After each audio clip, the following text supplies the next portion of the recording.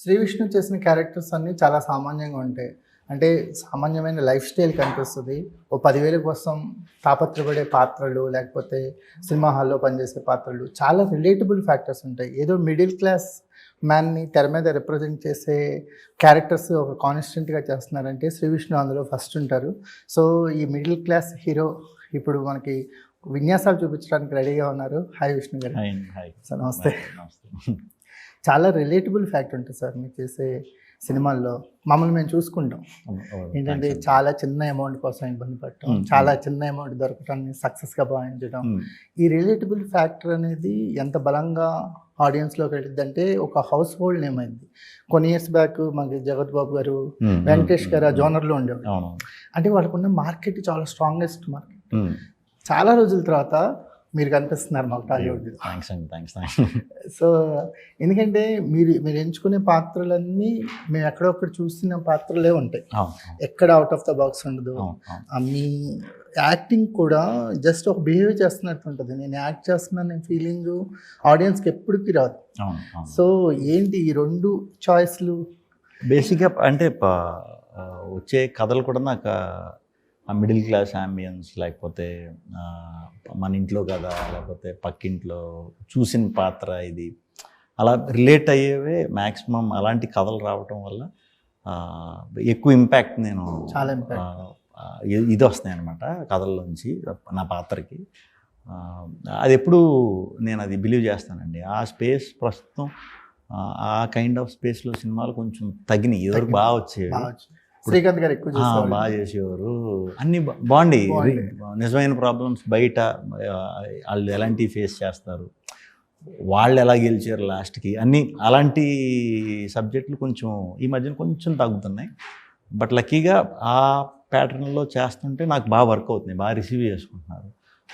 So ఎప్పుడైతే receive చేసుకున్నారో ఆ కాన్ఫిడెన్స్ వచ్చింది. ఎప్పుడు కలిసినా బయట మనం సినిమాలు చేసిన తర్వాత మీ ఫ్యామిలీ అంతా కూర్చొని చూస్తున్నాం హ్యాపీగా. థియేటర్కి మీ సినిమా వస్తుందంటే వెళ్తున్నాం, చాలా రిలేట్ అవుతున్నాం. ఆ క్యారెక్టర్లో మా ప్రాబ్లం అదే, ఈ సినిమాలో ప్రాబ్లం అదే, సేమ్.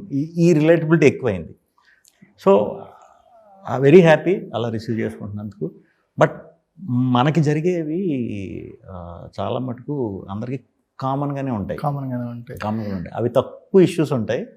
మ్యాక్సిమం ఆ ఉన్నట్లనే నాకు దొరుకుతున్నాయి, చేస్తున్నాను. అంటే మీరు నమ్మటం అన్నది సార్. ఎందుకంటే ఈ స్టోరీస్ ఇదేంటి ఒక సీరియల్ స్టోరీ లాగా ఉంటుందండి. ఫ్యామిలీలో స్టోరీ అంటే ఆడియన్స్ వస్తారా రారా అనేది ఒక భ్రమ ఉండేది. ఆ భ్రమని అనిల్ రావుపూడి గారు మీరు ఇద్దరు చెరువు సైడ్ నుంచి దాన్ని బ్రేక్ చేస్తూనే ఉన్నారు. ఎందుకంటే అనిల్ రావుపూడి గారి సినిమాల్లో ఆ ఫ్యామిలీనే ఉంటుంది. ఇంకొంచెం ముందుకెళ్తే త్రివిక్రమ్ గారు అయితే కంప్లీట్ అంటే అది ఎంత పెద్ద హీరో అయినా రాని ఏమైనా రాని ఫ్యామిలీ రిలేషన్స్ అనేది ఆయన సినిమాలో చాలా బాగా ఎస్టాబ్లిష్ చేస్తారు. మీరొక రిప్రజెంటేషన్. పర్ఫెక్ట్గా చెప్పాలంటే ఒక 80% ఉండే మిడిల్ క్లాస్ ఫ్యామిలీస్కి మీరు ఒక రిప్రజెంటేటివ్స్. ఎందుకంటే మనకి ఎంత బాల్కనీస్, ఎంత మల్టీప్లెక్స్ కల్చర్ పెరిగినా మిడిల్ క్లాస్ అనేది బిగ్గెస్ట్. సో వాళ్ళ ప్రాబ్లమ్స్ ఏంటి, వాళ్ళకి రిలేట్ అయ్యే క్యారెక్టర్స్ని పట్టుకోవటం. మాకు సమాజ వర్గమున అంటే మీ కెరియర్లో అదొక నువ్వు నాకు నచ్చావు సార్. అవునండి. ఎందుకంటే అది చిన్న సైజు, నాకు అది నువ్వు నాకు నచ్చావు. మీకు నువ్వు నాకు నచ్చావు మీ కెరియర్. ఎన్నిసార్లు చూసినా బోర్ కొట్టదంటారు. యాక్చువల్గా సినిమా నాకు స్టోరీ చెప్పడం పూర్తవగానే ఇది ఒక చిన్న సైజు నువ్వు నాకు నచ్చావు అవుతుందని అన్న. సూపర్. నాకు ఎంతో ఇష్టమైన సినిమా అది. బట్ ఇలా అన్నానేంట్రా ఇప్పుడు ఇంకా కొంచెం మనం వాళ్ళ దగ్గర పెట్టుకుని చేయాలి, కానీ నాకు ఆ ఫీలింగ్ వచ్చింది కథ వెంటనే. సో ఇప్పటికీ చాలామంది బోర్ కొట్టినప్పుడు ఆ సినిమా చూస్తాం. ఎగ్జాక్ట్ ఎప్పుడైనా సినిమా స్టార్ట్ చేస్తే తెలియకుండా ఒక 40 minutes చూసేస్తాం. అవునండి. Very happy. అలాంటి రేర్గా దొరుకుతుంటాయి. నాకు దొరికింది ఇంకా అదృష్టం అనుకోవాలి. లేదు, మీరు ఒప్పుకోవటం వల్ల కథ మా వరకు వచ్చింది. ఎందుకంటే చాలా కథలు హీరోలు ఒప్పుకోకపోతే అవి స్క్రిప్ట్లోనే ఉంటాయి. దానివల్ల ఒక మంచి ఎఫెక్ట్ ఏం జరిగిందంటే మీరు ఈ జనరేషన్ యూత్ కనెక్ట్ అయ్యారు అసలు. అంటే ఇంటర్మీడియట్ పిల్లలు, డిగ్రీలు, ఇంజనీరింగ్ పిల్లలందరూ సామాజిక వర్గమున ఎక్కువ చూశారు. అవును ఎందుకంటే ఆ జనరేషన్కి రిలేటబుల్ ఫ్యాక్టర్ ఉండే కథలు దొరకడం అనేది చాలా అరుదుగా అవును దొరుకుతుంది. లిటిల్ హార్ట్స్తో మౌళి కొట్టారు, అవును మౌళి అచీవ్ చేశారు. అంటే ఆ జనరేషన్కి రిలేటబుల్ ఫ్యాక్టర్.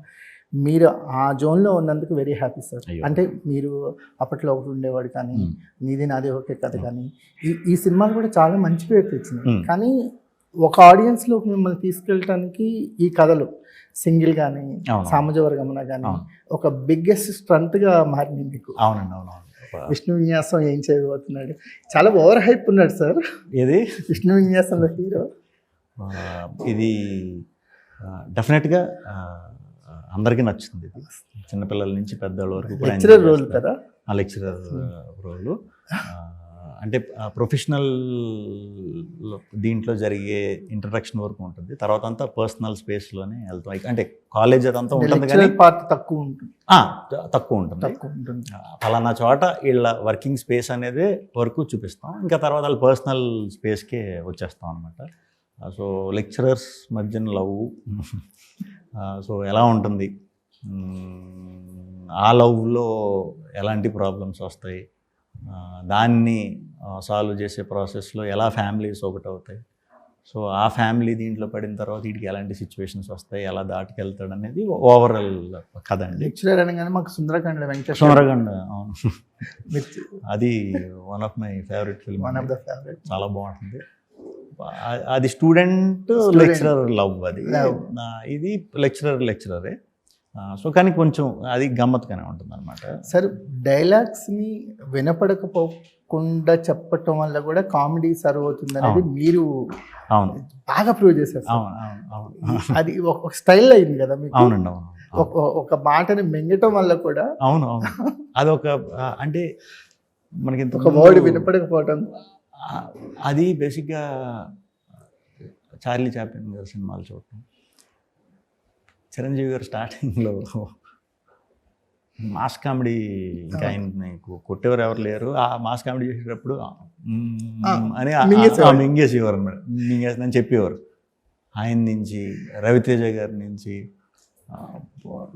చూసినప్పుడు మనకి మ్యాటర్ అర్థమైపోతుంది, కానీ మ్యాటర్ అది నవ్వు వస్తుంది చాలా. సో ఆ యాంగిల్ ఫ్రస్ట్రేషన్ ఉన్నప్పుడు సిచ్యువేషన్ని తిట్టుకోవడానికి యూజ్ చేస్తే ఎలా ఉంటుంది అని చేయటం అండి. అది వర్క్ అయింది, చాలా బాగా వర్కౌట్ అయింది, బాగా కనెక్ట్ అవుతున్నారు. బయట కూడా చాలామంది మింగుతున్నారు ఇప్పుడు. మింగుతున్నారు. సార్ మీరు ట్రెడిషనల్గా ఉన్నారు, కొంచెం హైపర్గా ఉన్నారు సినిమాలో. హీరోయిన్ ఏంటి సార్ మరీ జంజీ బ్యాచ్ లా ఉన్నారు? కొంచెం జంజీ మైండ్ సెట్ అన్నమాట. ఆ క్లాష్లు కూడా ఉంటాయండి, ఆ డిస్కషన్లు కూడా ఉంటాయి. అవన్నీ చాలా చాలా చాలా ఫ్రెష్ ఉంటుంది. ఇది అంటే ఒక కొత్త కథ, మనం అసలు ఎలాంటి కథ సార్ మనలాంటి కథ అయితే చాలా అంతే. ఇది మనలాంటి కథ అంతే, కొత్తది ఏం కాదు. బట్ ఈ క్యారెక్టరైజేషన్లు, వాళ్ళ బిహేవియర్లు ఒక ఒంగోలు లాంటి టౌన్లో జరిగినప్పుడు ఎలా ఉంటాయి అంటే, మనం మ్యాక్సిమం సిటీ కల్చర్ ఇవే ఎక్కువ ప్రజెంట్ చేస్తూ ఉంటాం కదా, లేదా కిందకి వెళ్ళిపోతాం, రూరల్ ఇది వెళ్ళిపోతాం. ఆ టౌనిష్ ఇది మనం తక్కువ చేస్తూ ఉంటాం బేసిక్గా. ఒక టౌన్ బ్యాక్ డ్రాప్ తీసుకుని మిడిల్ టౌన్స్, ఆ టౌన్స్లో కూడా లవ్ స్టోరీలు ఉంటాయి. అవి ఉంటాయి, అలా ఉంటాయి. సో ఆ కైండ్ ఆఫ్ ఇది బాగా ఇంట్రెస్టింగ్గా ఉంటుంది, కొత్తగా ఉంటుంది. సినిమా ఫ్లేవర్లో ఒక కామెడీ ఉన్న మీ క్యారెక్టరైజేషన్లో కామెడీ అనేది బాగా సర్వ్ అవుతున్నా సరే, ఎక్కడో చోట ఒక ఎమోషనల్ టచ్ అనేది చాలా స్ట్రాంగ్గా దొరికిస్తుంది. లైక్ వైజ్ సామాజ వర్గంలో ఆ నాయనమ్మ అనే అత్తయ్య వాళ్ళ ఇంటి దగ్గర తీసుకొచ్చే సీన్ అసలు one of the favourite scene అనమాట. అంటే ఎందుకు సినిమాలు హిట్ నుంచి బ్లాక్ బస్టర్స్ అవుతాయి అంటే, ఎక్కడో చోట అలాంటి ఎలిమెంట్స్ అవుతాయి.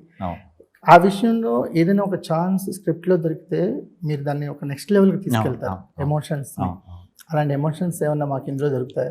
100% అండి. అలా నవ్వుకున్నంతసేపు నవ్వుతా వెళ్తుంది, కానీ ఇదంతా ఎందుకు జరుగుతుంది అనే ఒక క్వశ్చన్ మనకి రన్ అవుతూ ఉంటుంది. స్టార్టింగ్ ఫస్ట్ ఒక 15-20 మినిట్స్కి ఆ ప్యాటర్న్ అలవాటు అయిపోయి, ఏదో ఉండలే విషయం వస్తుంది కదా చూద్దాం అని ఈ క్యారెక్టర్స్తో ట్రావెల్ చేయడం మొదలు పెట్టేస్తాం. దాని గురించి మర్చిపోతాం అనమాట.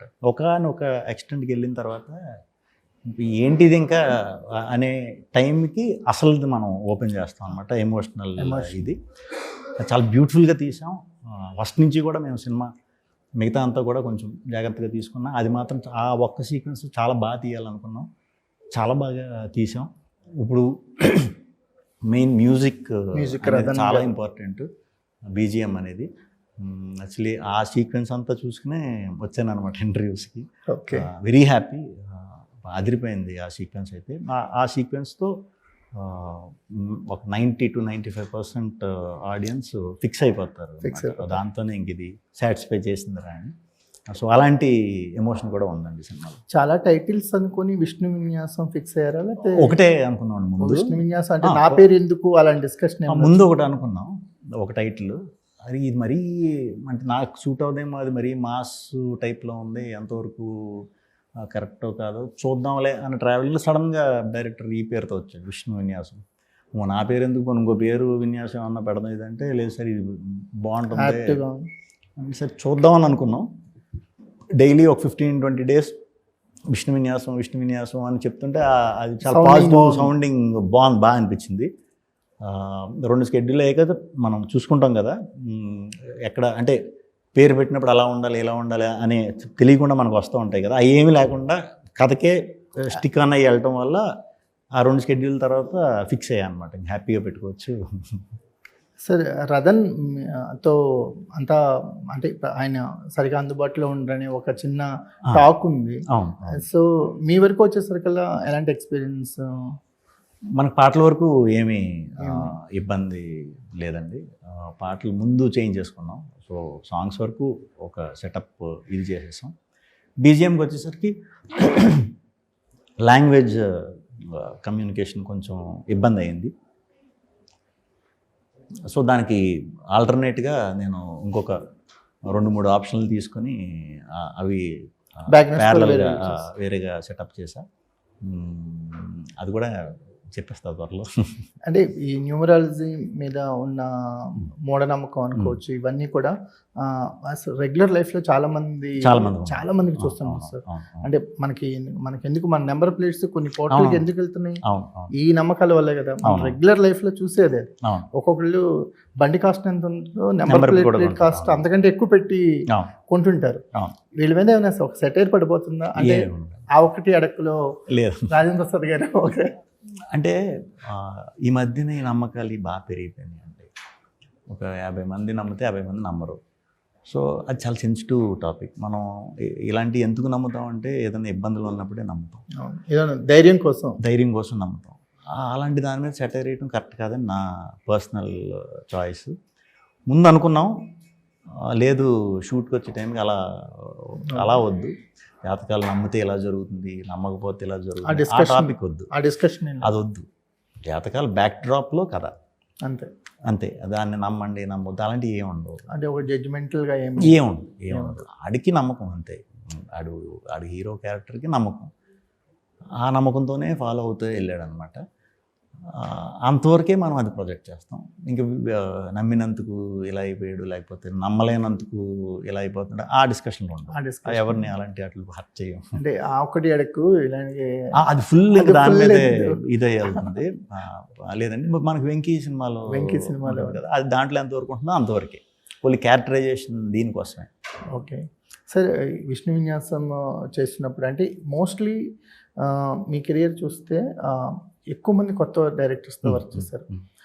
అంటే క్రియేటివ్ ఫీల్డ్లో చాలామంది అంటుంటారు, మనం ఒక 10 డెసిషన్ తీసుకుంటే అందులో 6 సక్సెస్ అయినాయి అనుకోండి, మోస్ట్ సక్సెస్ అయినట్టే క్రియేటివ్ ఫీల్డ్. ఆ రకంగా చూసుకుంటే మీకు 100% సక్సెస్ రేట్ ఉంది కదా. అంటే మాక్సిమం సక్సెస్ అయ్యారు. అంటే క్రియేటివ్ ఫీల్డ్కి ఆ ఎడ్జ్ ఉంటుంది. అంటే 10 బాల్స్కి 10 బాల్స్ పడవు, కష్టం. 6 పడితే అతను సూపర్ అన్నట్టు, మీకు 8 పడినాయి. సో ఒక డైరెక్టర్ని కథ విన్నప్పుడు అతనితో ఒక ట్రావెల్ అనేది మీరు పెట్టుకుంటారంట. అంటే ఇప్పుడు అంటే కొన్నాళ్ళు అతనితో ట్రావెల్ అయిన తర్వాతే ప్రాజెక్ట్ టేక్ ఆఫ్ అయింది. ఈ ప్యాటర్న్ వర్కౌట్ అవుతుంది సార్? వర్కౌట్ అవుతుంది, నాకైతే వర్కౌట్ అయింది. ఎందుకంటే అప్పుడే మనం సినిమా షూట్కి ముందే ఒక అవగాహన వచ్చేస్తుంది ఒకళ్ళ మీద.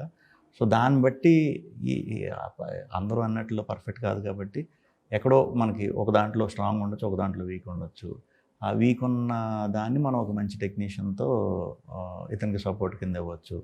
అలాగే స్ట్రాంగ్ ఉన్నప్పుడు ఇతను ఆ కేటగిరీలో స్ట్రాంగ్ అన్నప్పుడు మళ్ళీ ఇంకో కొత్త ట్రై చేయొచ్చు. అది టీం వర్కే కదా. సో ఆ యాంగిల్లో మనకి ట్రావెల్ అనేది చేయడం వల్ల అర్థమైపోతారు. అంటే అది ఎందుకంటే నిర్మాతలకి కూడా చాలా శ్రేయస్కరంగా హెల్ప్ ఉంటుంది అవుతుంది సార్. హెల్ప్ అవుతుంది హెల్ప్ అవుతుంది. అంటే ఈ రోజు విని ఒక 3 monthsలో ప్రాజెక్ట్ ఎక్కించి ఆ తర్వాత ఇబ్బంది పట్టండి అంటే అలాగంటే కూడా నీట్గా ముందే ప్రీ ప్రొడక్షన్ స్ట్రాంగ్గా చేసుకుని వన్స్ షూట్కి వెళ్ళామంటే 3-4 monthsలో అయిపోవాలి సినిమా. ఎగ్జాక్ట్లీ అలా ఉండాలి ప్లానింగ్. అప్పుడు అందరూ సేఫ్గా ఉంటారు. సార్. మేము ఇన్నేళ్ళుగా అబ్జర్వ్ చేస్తున్నాం మిమ్మల్ని. ఒక సినిమా హిట్ అయిన తర్వాత అబ్బా కొట్టేసాం అనే ఫీలింగ్ ఎప్పుడు కనిపించదు సార్. అమ్మయ్య వర్కౌట్ అయింది, ఆడియన్స్ అందరూ హ్యాపీగా ఫీల్ అవుతున్నారన్న సంతృప్తి తప్ప ఒక్క ఎక్స్ట్రా ఎక్స్ప్రెషన్ కూడా మాకు కనిపించదు సార్. అంటే మేము అడ్మైర్ అవుతాం అలాంటి క్వాలిటీస్కి మీలో చూసినప్పుడు. అంటే ఎలా ఎక్స్ప్రెస్ చేస్తారు సక్సెస్ అనేది వాళ్ళ పర్సనల్ చాయిస్ సార్. మీ చాయిస్ ఎలా ఉంటుందంటే అమ్మాయి వర్కౌట్ అయింది, అందరూ హ్యాపీ, మన పని మనం చేసుకోవచ్చు అంటే ఉంటుంది తప్ప ఏదో దానికి మించి సక్సెస్ మీద ఎక్కువగా స్టాండ్ అవుట్ అయినట్టు అనిపించదు. ఇది ఎలా సెట్ అయింది సార్ మీకు? అంటే చాలా సింపుల్ అండి. అంటే వెరీ మచ్ క్లారిటీ. అంటే చాలా మంచి క్వాలిటీ సార్. అవును మనకి సక్సెస్ అయినా ఫెయిల్యూర్ అయినా కొన్ని వస్తాయి, హ్యాండిల్ చేసే దాంట్లో ఇవి వస్తాయి అన్నమాట. కొంచెం కొత్తగా వచ్చినప్పుడు ఇమీడియట్ వచ్చేసి ఉండుంటే నాకు అలా ఏమన్నా వద్దునేమో. సో చాలా రోజులు వెయిటింగ్కి రావటం వల్ల మనం చాలా రోజుల నుంచి ఊహిస్తున్నాం ఒకటి వస్తుంది అని. అది వచ్చేసరికి చాలా లేట్ అయింది. ఆ లేట్లో ఇంకా దానికి ఎక్కువ ఇంపార్టెన్స్ ఇవ్వాల. వచ్చినప్పుడు మనం ఏంటనేది ఇంకా తర్వాత కొన్ని యాడ్ అయిపోయినాయి నాకు. ఆ ప్రాసెస్లోనే కొన్ని క్వాలిటీస్ యాడ్ అయినాయి. కొత్త వాళ్ళు నాకు మరి ఎవరు ఇవ్వట్లేదు ఛాన్స్. నాకు నిజంగా ఛాన్స్ ఇచ్చే టైం వచ్చినప్పుడు నేను కొత్త వాళ్ళకి ఇవ్వాలి. అట్లీస్ట్ ఒక 50% అంటే కొత్త వాళ్ళతోనే వెళ్ళాలి. అవి కొంచెం ఎక్కువ పెట్టుకోవటం వల్ల వన్స్ సినిమా రిలీజ్ అయిపోయింది. ఆ సినిమాతో సక్సెస్ ఆర్ ఫెయిల్యూర్ అయిపోయింది. నెక్స్ట్ దానికి మనం ఎంత ఎనర్జీ మళ్ళీ అందరం ఇది చేసుకుని నెక్స్ట్ దానికి వెళ్ళిపోవాలి. సక్సెస్ అనేది మీకు ఒక రిలీఫ్ పాయింట్ లాగే కనిపిస్తుంది నాకు. సక్సెస్ వస్తే ఆ బాండ్ బేసిక్గా సక్సెస్ వస్తే బాండ్ బాగా ఇదవుతుందండి. ఫెయిల్యూర్ వస్తే కొంచెం తగ్గుద్ది.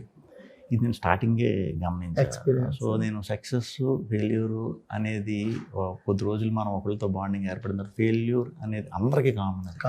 అది వచ్చినప్పుడు మళ్ళీ వాళ్ళ మీద కొంచెం తగ్గించుకోవడం ఇష్టం లేదు. అందుకని దానికి అసలు నేను వాల్యూ ఇవ్వకుండా సక్సెస్ అయినా ఫెయిల్యూర్ అయినా ఒకేలా ఉంటా. ఎప్పుడు నాతో ఉండే బ్యాచ్ అందరూ సేమ్ బ్యాచ్ డైరెక్టర్లే ఉంటారు. ఎందుకంటే మీకే ఒక బ్యాచ్ రెడీ అయింది, అసిత్ గోలి కానీ వివేక్ కత్రే కానీ. ఎందుకంటే మీరు అంటే మేము కొంచెం తెలుసుకున్నది ఏంటంటే ఒక డైరెక్టర్కి ఒక గోడలాగా మారిపోతారు విష్ణు గారు. అంటే వన్స్ ఈ డైరెక్టర్తో సినిమా చేయటం మొదలెడితే అతను కొత్త వాళ్ళైనా మీరు ఇచ్చినంత ప్రొటెక్షన్ కొత్త డైరెక్టర్కి, మీరు ఇచ్చినంత మోరల్ సపోర్ట్, అంటే మిమ్మల్ని దాటే ఆయనకి రావాలి ఏమాట సరే. సో అంతగా కాసే హీరోస్ ఉంటాం అండ్ చాలా తక్కువ సందర్భాల్లో చూస్తాం. అంటే ఒక సినిమా ఫెయిల్ అవగానే ఎక్కువగా మోస్ట్ ఎఫెక్టెడ్ పర్సన్ డైరెక్టర్. ఎందుకంటే మిగిలిన వాళ్ళు అందరి పనులు వెళ్ళిపోతాం, కానీ అతను ఇంకో కథ రాసుకొని ఇంకో సినిమా చేయడానికి చాలా టైం పడుతుంది. కానీ మీరు చాలా రేర్ క్వాలిటీ విష్ణు గారు. అంటే రియల్లీ చాలా అడ్మైర్ ఉంటుంది మీ క్వాలిటీస్. ఇప్పుడు స్వాగ్ అయినా అది రాజరాజ చోర అయినా మీ బిహేవియర్ అస్సలు మారదు డైరెక్టర్స్ పట్ల. అది అవును అనుకున్నాం, అందరూ అనుకుని చేసాం కదా అనుకుంటాం, కానీ అది ఒకరికి అప్పచెప్పి వెళ్ళటం ఉండదు. సో వండర్ఫుల్ క్వాలిటీ ఈ విషయంలో మాత్రం. ఎందుకంటే డైరెక్టర్స్కి ఒక గోల్డ్లాగా మారుతారు కదా. ఎక్కడ అసలు అంత బాండింగ్ మీకు డైరెక్టర్ అంటే డైరెక్టర్తో ఇలా ఉండాలి అంటే సింపుల్.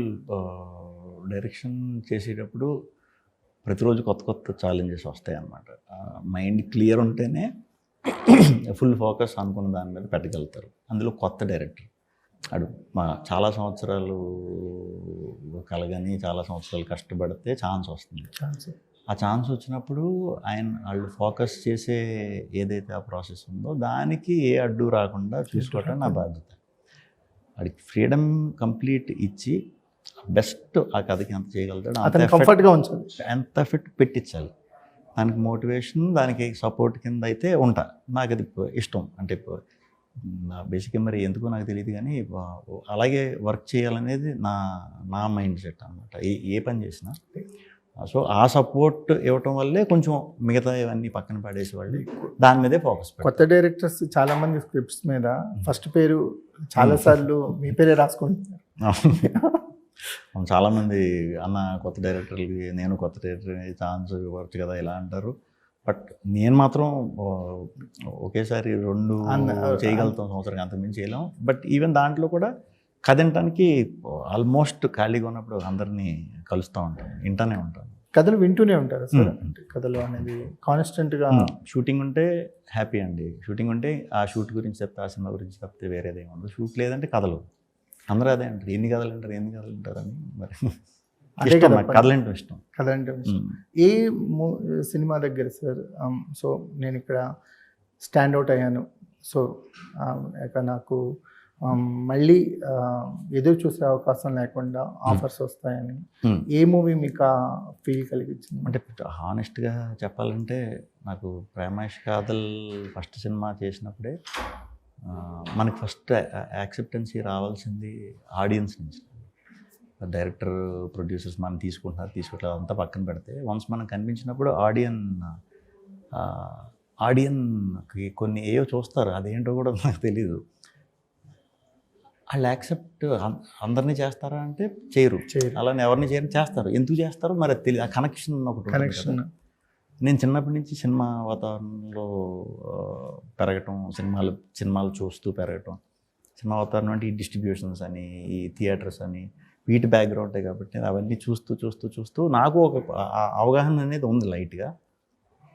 వచ్చినప్పుడు యాక్సెప్ట్ చేయటం నేను లైవ్ చూసుకున్నా, థ్రిల్ అయ్యా. నన్ను అప్పుడుతో చాలా లైట్ తీసుకున్నాను నేను కూడా. అంటే డైరెక్షన్ చేద్దాం ఈ దీంట్లో ఉండేవాడు కదా, అందరూ ఫ్రెండ్స్ అందరూ నీకు వచ్చినప్పుడు ఛాన్స్ తెలియదు కదా, చేయొచ్చు కదా సినిమాలు, యాక్టింగ్ చేయొచ్చు కదా అని అంటంతో సరే చూద్దామని దిగింది. అక్కడ నాకు ఒక ఫీలింగ్ వచ్చింది, అరే ఇంతమంది ఇదవుతున్నారంటే మనం దీన్ని గ్రాంటెడ్ కింద రియాక్ట్ అవుతున్నారు, చాలా సరైనది తీసి వాళ్ళని మనం సాటిస్ఫై చేయాలని అప్పుడు వచ్చింది ఆ సీడ్. అప్పుడు వెరైటీ సినిమా చేద్దామని ఫిక్స్ అయ్యా. మళ్ళీ అప్పటి నుంచి వాంటెడ్లీ నేను కామెడీ అవాయిడ్ చేశాను. ఎందుకంటే కామెడీ వరుసగా ఒక 4 చేసిన మళ్ళీ బోర్ కొడతాం. కామెడీలో కొత్త కథలు దొరకడం చాలా కష్టం.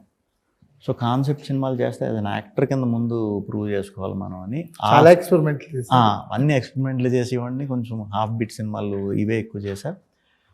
ఎప్పుడైతే కోవిడ్ వచ్చిందో అప్పుడు కొంచెం ప్యానిక్ అయ్యా. సంవత్సరానికి 1-2 సంవత్సరాలు కూడా ఇంత స్లోగా చేస్తున్నాను సెలెక్షన్ అని.